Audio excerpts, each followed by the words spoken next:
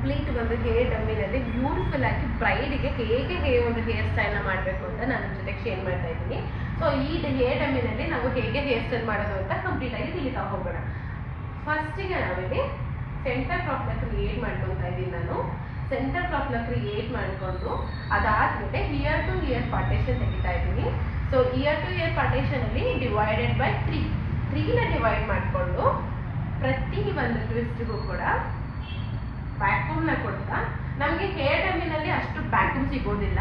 So vacuum ಎಷ್ಟು ಸಿಗುತ್ತೋ ಅಷ್ಟು ಕೊಡ್ತಾ ಅಗೈನ್ ಅದನ್ನು ಓನ್ ಈ 2 ಬೆರಳಲ್ಲಿ ಒಂದು ಟ್ವಿಸ್ಟ್ನ ಕೊಟ್ಕೊಳ್ಳೋಣ.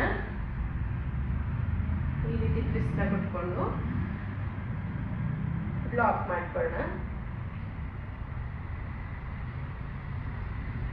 ಮತ್ತೆ ಅಗೈನ್ ಇನ್ನೊಂದು ಪಾರ್ಟೇಷನ್ನ ಕ್ರಿಯೇಟ್ ಮಾಡಿಕೊಂಡು ಅದನ್ನು ಕೂಡ ಪಾರ್ಟೇಷನ್ನ ವ್ಯಾಕ್ಯೂಮ್ ಕೊಡ್ತಾ ಇನ್ನೊಂದು ಹೋಲ್ ಒಂದು ಟ್ವಿಸ್ಟ್ನ ಕೊಡೋಣ. ಟ್ವಿಸ್ಟ್ನ ಕೊಟ್ಕೊಂಡು ಏರ್ಪಿನ್ಸಿಂದ ಸೆಕ್ಯೂರ್ ಮಾಡ್ಕೊಳ್ಳೋಣ. ಮತ್ತು ಫ್ರಂಟಲ್ಲಿ ಬೇಕು ಅಂದರೆ ನೀವು ಲೇಯರ್ಸ್ ಕೂಡ ಬಿಡ್ಬೋದು. ಲೇಯರ್ಸ್ ಬೇಡ ಅಂತಂದರೆ ಅದನ್ನು ಅಗೈನ್ ವ್ಯಾಕ್ಯೂಮ್ ಕೊಟ್ಟು ಒಂದಾದಮೇಲೆ ಒಂದು ಸ್ಟೆಪ್ಸ್ನ ಹೀಗೆ ಪಿನ್ಸಿಂದ ಲಾಕ್ ಮಾಡೋಣ. ಸೊ ಈ ಪೋರ್ಷನ್ ಕಂಪ್ಲೀಟ್ ಆಗಿ ಈ ರೀತಿ ಕಾಣಿಸ್ತಾ ಇದೆ. ಅಗೈನ್ ಅದೇ ರೀತಿ ಡಿವೈಡೆಡ್ ಬೈ 3, ಅದರಲ್ಲಿ ವ್ಯಾಕ್ಯೂಮ್. ಸೊ ಈ ರೀತಿ ಒಂದು ಹೇರ್ ಸ್ಟೈಲ್ಸ್ ಬಿಗಿನರ್ಸ್ಗೆ ಯಾರಿಗೆ ಹೇರ್ ಸ್ಟೈಲ್ ಪ್ರೆಸೆಂಟ್ ಆಗ್ತದವ್ರಿಗೆ ತುಂಬಾನೇ ಹೆಲ್ಪ್ ಆಗುತ್ತೆ. ಅಥವಾ ನಾವೇ ಹೇರ್ ಸ್ಟೈಲ್ ಮಾಡ್ಕೋಬೇಕು ಅನ್ನೋರ್ಗೂ ಕೂಡ ತುಂಬಾನೇ ಹೆಲ್ಪ್ ಆಗುತ್ತೆ. ಇದು ಈಸಿ ಮೆಥಡ್ ಅಂತಾನೆ ಹೇಳ್ಬೋದು. ಈ ರೀತಿಯಲ್ಲಿ ಸೆಕ್ಯೂರ್ ಮಾಡ್ಕೊಳ್ಳೋಣ.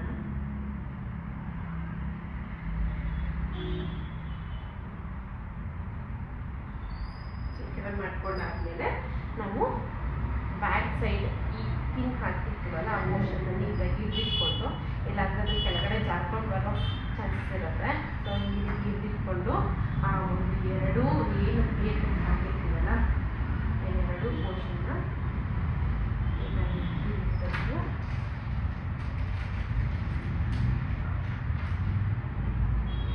ಒಂದು ರಬ್ಬರ್ ಬ್ಯಾಂಡಿಂದ ಸೆಕ್ಯೂರ್ ಮಾಡ್ಕೋಬೇಕು.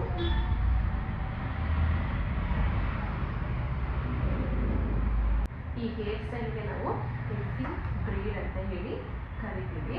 ಅಗೈನ್ ನಾವು ಈ ಕಡೆ ಪೋರ್ಷನ್ ಆ್ಯಂಡ್ ಈ ಕಡೆ ಪೋರ್ಷನ್ನ ಮಾಡಿ ಪಾರ್ಟಿಷನ್ ಆಗಿ ಓನ್ ಮಾಡಿ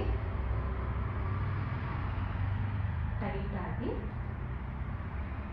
ಮತ್ತೆ ಟ್ವಿಸ್ಟ್ ಮಾಡ್ಕೋಬೇಕು. ಟೈಟಾಗಿ ಒಂದು ಹೇರ್ ಬ್ಯಾಂಡ್ನ ಹಾಕೋದ್ರಿಂದ ಹೇರ್ ಸ್ಟೈಲ್ ತುಂಬಾ ಚೆನ್ನಾಗಿ ಬರುತ್ತೆ. ಅದಾದಮೇಲೆ ಇಲ್ಲಿ ಫ್ಲಫ್ ಮಾಡ್ಕೋಬೇಕು. ಯಾವಾಗಲೂ ಈ ಪೋರ್ಷನಲ್ಲಿ ಫ್ಲಫಿಂಗ್ ಈ ರೀತಿಯಾಗಿ ಇರಬೇಕು. ಅಗೈನ್ ನಾವು ಇನ್ನೊಂದು ಪೋರ್ಷನ್ ಆಗಿ ಕ್ರಿಯೇಟ್ ಮಾಡೋಣ.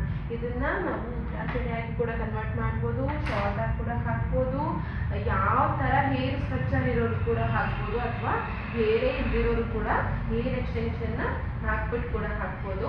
ಆಲ್ಮೋಸ್ಟ್ ಇವಾಗ ಮೊಹರತಮ್ ಲುಕ್ ಆಗಿ ಕೂಡ ಕ್ರಿಯೇಟ್ ಮಾಡ್ತಾ ಇದ್ದಾರೆ ಈ ಒಂದು ಮೆಸ್ಸಿ ಬ್ರೈಡ್ನ.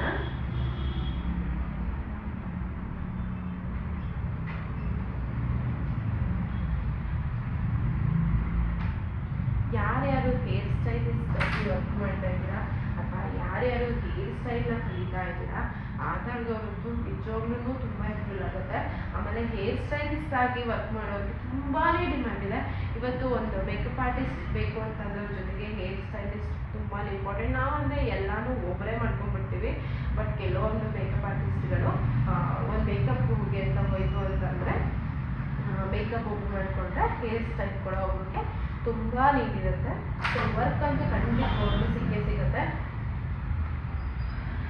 ಸೊ ಹೇರ್ ಸ್ಟೈಲ್ ನಾವು ಎಷ್ಟು ಪರ್ಫೆಕ್ಟಾಗಿ ಮಾಡ್ತೀವಿ ಅನ್ನೋದ್ರ ಮೇಲೆ ಡಿಪೆಂಡ್. ಇಲ್ಲಿ ನಾವು ಡಬ್ಬಿಂಗ್ ಮಾಡ್ತಾ ಇರೋದ್ರಿಂದ ನಮಗೆ ಅಷ್ಟೊಂದು ಕ್ಲಾರಿಫೈ ಆಗದೆ ಇರ್ಬೋದು ಅಥವಾ ಈಸಿ ಅನ್ನಿಸ್ಬೋದು. ಬಟ್ ಹೇರ್ ಮೇಲೆ ಮಾಡಬೇಕಾದ್ರೆ ಕ್ರೆಂಪ್ ಮಾಡಬೇಕು, ಸ್ಟ್ರೈಟ್ ಮಾಡಬೇಕು, ಸ್ಟ್ರೈಟನ್ ಮಾಡ್ಕೋಬೇಕು. ಪ್ರತಿಯೊಂದು ಬೇಬಿ ಹೇರ್ಸ್ನ ಕೂಡ ನಾವಲ್ಲಿ ಕಂಟ್ರೋಲ್ ಮಾಡ್ತಾ ಹೋಗಬೇಕು. ಸೊ ದಟ್ ನಮಗೆ ಟಫ್ ಇರುತ್ತೆ. ಹೇರ್ ಸ್ಟೈಲ್ ತುಂಬ ಟಫ್ ಇದೆ, ಅಲ್ಲಿ ಅದ್ರ ಮೇಲೆ ಡಿಪೆಂಡ್ ಅಷ್ಟೇ. ಬಟ್ ಹೇರ್ ಡಮ್ಮಿ ಮೇಲೆ ಅಷ್ಟೊಂಥರ ಟಫ್ ಅಂತ ಅನ್ಸಲ್ಲ.